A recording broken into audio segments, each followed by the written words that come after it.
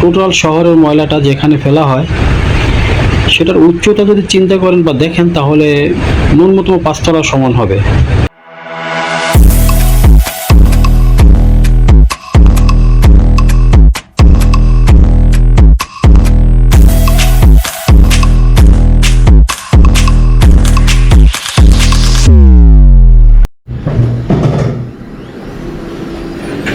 কেমন আছেন সবাই? আই হোপ ভালোই আছেন। উদ্দেশ্য একটু ঘুরতে বের হয়েছি, তো ঘোরার সাথে সাথে আপনাদের সাথেও কিছুক্ষণ গল্প করি এই চিন্তা, এই উদ্দেশ্যেই বের হলাম। একটু ঘুরে ফিরে দেখবো, একটু ঘুরবো, টার্গেট এইটা। সময় কাটতে ছিল না তাই বের হয়েছি। গাড়িটা স্টার্ট দিয়ে নিই। হেডটা লাগানো একটু কষ্টের বিষয়, তারপরও লাগিয়ে নিই, আর কি করার। চলেন আজকে কোথায় যাব ঘুরতে সেটা নিয়ে একটু টেনশনে আছি।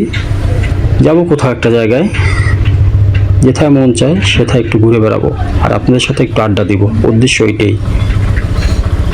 গাড়িতে প্রতিদিন প্রচণ্ড পরিমাণে ধুল ময়লা জমে, বিশেষ করে ব্ল্যাক কালারের যে গাড়িগুলো, এগুলোতে ময়লার পরিমাণটা একটু বেশিই চোখে পড়ে। আপনাকে বারবার পরিষ্কার করতে হবে। আর আমিও তো নাসরবান্ধা, কি আর করার। গাড়ি বের করলে গাড়ি একটু মোছার চেষ্টা করি। টুকটাক না ঝাড়লে আমার গাড়িটায় আমি নিজেই ভালো লাগে না, নিজের কাছে একটা বিরক্ততা ফিল চলে আসে। তার কারণে বারবার ঝাড়ি। আর ময়লা আমার কাছে একেবারেই পছন্দ না। তো ময়লা যখন বললাম, চলেন আজকে আপনাদেরকে নিয়ে একটি ময়লার পাহাড় ঘুরবো। বাইক ট্যুর মানে বিষয়টা এমন, ভালো কোনো দৃশ্য, ভালো কোনো জায়গা, ভালো কোনো পাহাড় পর্বত, ঝর্ণা, সমুদ্র, নদী, ভালো ভালো যে দৃশ্যগুলো আছে এগুলোই আমরা উপস্থাপন করার চেষ্টা করি। আজকে না হয় একটু খারাপ নিয়ে উপস্থাপন করা হয়, ভালো খারাপ মিলিয়ে তো জীবন।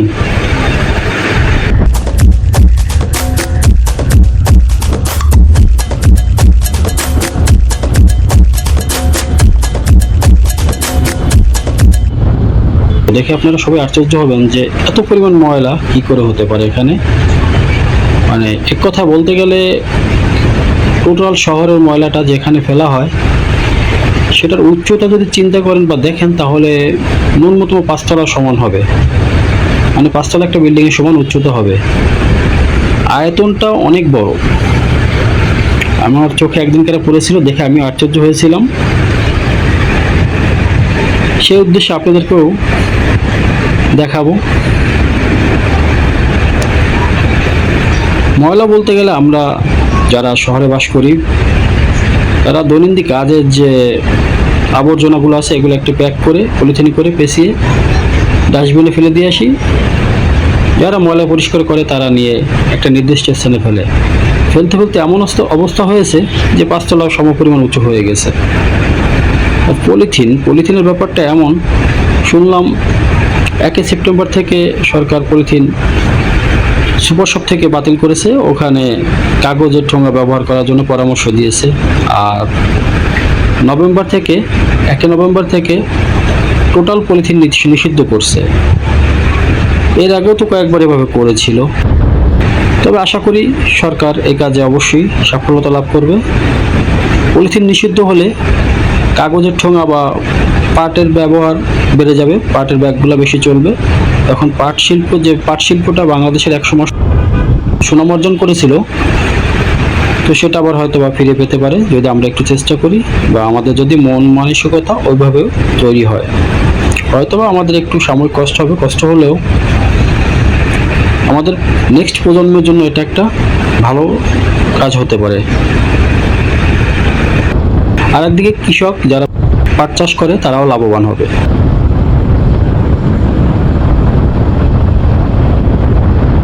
ময়লা দিয়ে শুধু আমরা খারাপ দিকটাই চিন্তা করি। আপনি যদি পলিথিনের ব্যবহারটা চিন্তা করেন তাহলে খুব একটা বাজে একটা পরিস্থিতি।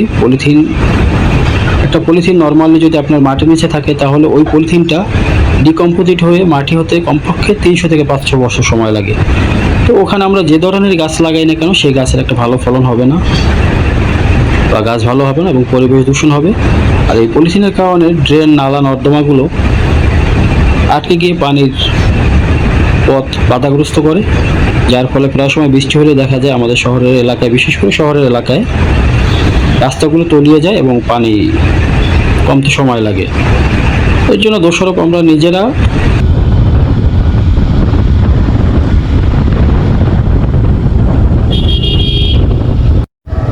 এটা হচ্ছে সেই ময়লার পাহাড়। অনেক দূর থেকে, আমি কাছে যাব না, প্রচণ্ড গন্ধ আসে। অনেক অনেক উচ্চতা, আপনি এখান থেকে হয়তো ক্যামেরা বুঝতে পারতেছেন না, অনেক উচ্চতা, যেটা আমরা ব্যবহার করে ফেলে দিয়েছি, যার ফলে আজকে এই অবস্থা হয়েছে। বিশাল বড় ময়লার পাহাড় হয়ে গেছে। আমি নিজে দেখি প্রথম দিকে অবাক হয়েছিলাম, কিন্তু বাস্তবতা এটাই সত্য যে আমরা আসলে কি পরিমাণ ময়লা আবর্জনা দৈনন্দিন জীবনে তৈরি করি। তো বলতে বলতে আজকে আপনাদেরকে নিয়ে ময়লার পাহাড়টা দেখে ফেললাম বা আপনাদেরকেও দেখালাম। আশা করি আমরা পলিথিনের ব্যবহার বাদ দিয়ে নেক্সট প্রজন্ম যারা আসছে বা আছে তাদেরকে আমরা একটা সুন্দর পরিবেশ উপহার দিব, পলিথিনের ব্যবহার বর্জন করব।